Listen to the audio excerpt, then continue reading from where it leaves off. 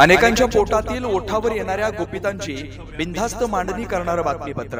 रोहित पवारांची पत्रकार परिषद ऐकली आहे का? त्यांनी या अपघाताचं वर्णन जे आहे ते घातपात म्हणून केलेलं आहे। मी पत्रकार परिषद त्यांची पूर्णपणे ऐकली नाही, परंतु आमदार रोहित पवार साहेबांनी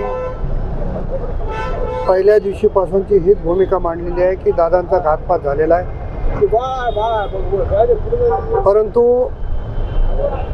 त्याची चौकशी जोपर्यंत पूर्ण होणार नाही तोपर्यंत माझ्यासारख्या कार्यकर्त्यांनी त्याच्यावर बोलणं उचित होणार नाही। कारण राज्याचे मुख्यमंत्री फडणवीस साहेब असतील, संबंधित खात्याचे मंत्री मोहोळ साहेब असतील यांनी लागली चौकशीचे आदेश दिलेले आहे आणि उच्च पातळीवरून चौकशी निश्चितपणे होते आहे। रोहित पवार साहेब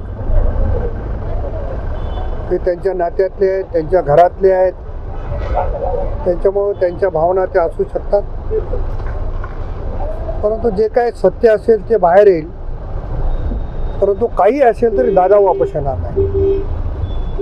दादांच्या जाण्यामुळे जी महाराष्ट्रावर शोककळा पसरली, आमच्यासारखे लाखो कार्यकर्ते उघड्यावर पडले,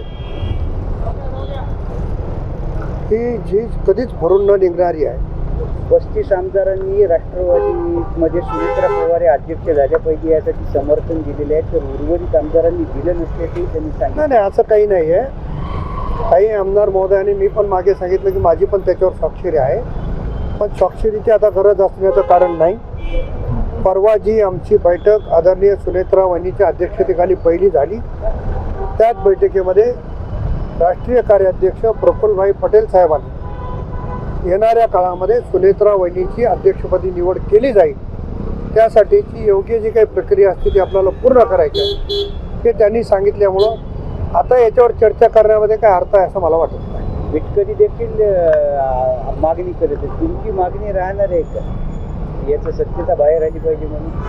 कशाच्या संदर्भात? अजितदादाच्या अपघाताची एकदा मी सांगितलं ना, माननीय मुख्यमंत्र्यांनी माननीय संबंधित मंत्र्यांनी चौकशीचे आदेश दिलेले आहेत। मुख्यमंत्र्यांनी सांगितलं की माझे सहकारी गेलेले आहेत, त्याचं दुःख आम्हाला आहे आणि एकत्रितपणे एका दिलानं काम करणारा नेता त्यांच्या जवळ गेला हे त्यांना सगळ्याला दुःख आहे। त्याच्यामुळं चौकशी होईल आणि चौकशी झाल्यावर आपण त्याच्यावर प्रतिक्रिया देणं योग्य राहील।